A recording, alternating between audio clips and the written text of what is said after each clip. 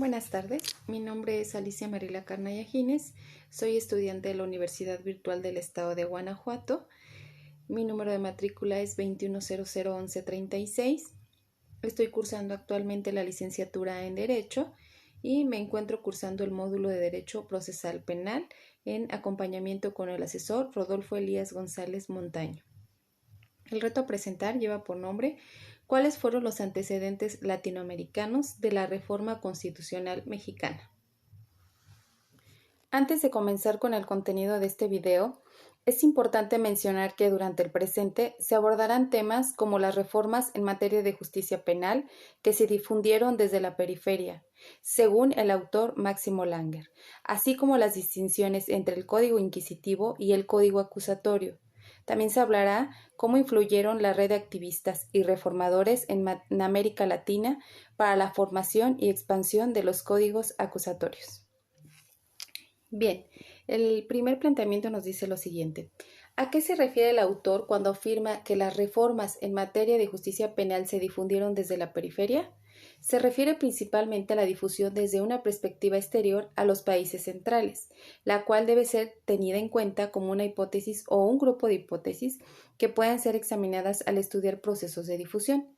Así también se refiere a que puede proveer claves sobre cómo las leyes, normas y políticas públicas que se difunden en ciertas regiones del mundo, especialmente en aquellas que no incluyen países centrales, tales como África, América Latina y Medio Oriente, tengan la posibilidad de que la difusión pueda ser iniciada desde países periféricos o semiperiféricos. Esto significa que estudiar este tipo de países mejora nuestro entendimiento en el mundo globalizado.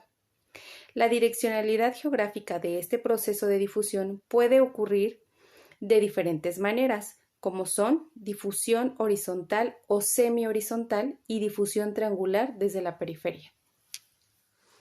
Ahora bien, con respecto a la difusión horizontal o semi-horizontal, podemos comentar lo siguiente. Las leyes, normas y políticas públicas se difunden desde actores en países periféricos o semiperiféricos a otros países periféricos o semiperiféricos sin participación sustancial de actores de países centrales. En el caso de la difusión triangular, actores en países periféricos son los autores intelectuales y juegan un rol crucial en la difusión de leyes, normas y políticas públicas a otros países periféricos, pero actores de países centrales también juegan un rol crucial en el proceso de difusión. Típicamente, en este caso, actores de países periféricos establecen alianzas con actores de países centrales, convenciéndolos de las virtudes de una reforma. Los actores de los países centrales traen entonces su promoción, presión y recursos a otros países periféricos o semiperiféricos para avanzar en las reformas. Continuando con el siguiente planteamiento, ¿qué distingue a los códigos inquisitivos y a los códigos acusatorios en Latinoamérica? Bien, abordaremos primero el Código Inquisitivo.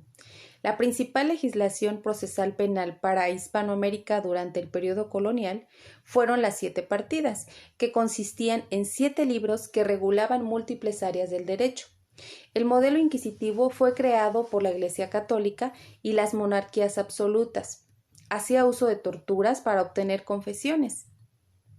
Este código dividía el proceso penal en dos fases principales. Una de ellas es la fase de investigación preliminar y la fase de juzgamiento y determinación de la pena. Ambas fases eran escritas y la columna vertebral de este proceso era el expediente que la policía y el juez de instrucción compilaban. Este expediente documentaba toda la actividad procesal desde el comienzo del proceso, incluyendo la prueba. Esas eran las declaraciones testimoniales, las pericias, los registros, etc., que el juez evaluaba en la fase de juzgamiento. Un juez estaba a cargo de la investigación preliminar. De este modo, el juez tenía al mismo tiempo un rol de investigación y juzgamiento. La investigación preliminar era secreta para el imputado y su abogado. Los derechos del imputado eran muy limitados. No tenía derecho a estar presente durante la recolección de elementos de prueba o a conocer la imputación en su contra antes de ser interrogado. Además, la prisión preventiva del imputado era obligatoria. No existía la discrecionalidad fiscal, lo cual significaba que cada vez que la policía o el juez sabían sobre un posible delito, debían iniciar el proceso penal sin poder considerar la gravedad del delito o las características del imputado. Finalmente, el mismo juez estaba a cargo de las fases de investigación preliminar y el juzgamiento. La fase de juzgamiento era de naturaleza más bien acusatoria. Ahora bien, abordando los códigos acusatorios, debemos puntualizar que esta era una red de abogados latinoamericanos que implementaban un código. En primer lugar, las transiciones a la democracia en muchos países latinoamericanos y crecientes reconocimientos de los derechos humanos, algo muy importante, algo que no se tomaba en cuenta en el código inquisitivo. Bueno, para demostrar la permisividad de los estándares de derechos humanos existentes y para fortalecer sus argumentos en favor de la reforma procesal penal, los miembros de la red presentaron definiciones del debido proceso. El nuevo código contenía muchos elementos acusatorios, tales como un juicio oral y público. El dar más derechos al imputado y durante la investigación preliminar y el poner al fiscal a cargo de la investigación preliminar respecto de delitos menores mantenía el principio de legalidad procesal y conservaba el juez de instrucción para delitos graves. Siguiente planteamiento. ¿Cómo influyeron los actores internacionales en la formación y expansión de la red de activistas y reformadores en América Latina? Bien, la red de activistas y reformadores en América Latina compartían creencias sobre la necesidad de democratizar la administración de justicia penal en América Latina y han trabajado para reemplazar los códigos inquisitivos. Fueron los autores intelectuales y promotores cruciales de las reformas. Ellos propusieron el reemplazo de códigos inquisitivos por acusatorios como una solución a un número de problemas. Participaron en la redacción de los códigos y en su implementación. Abogaron por las reformas a lo largo de la región y ante el USAID y otros actores internacionales.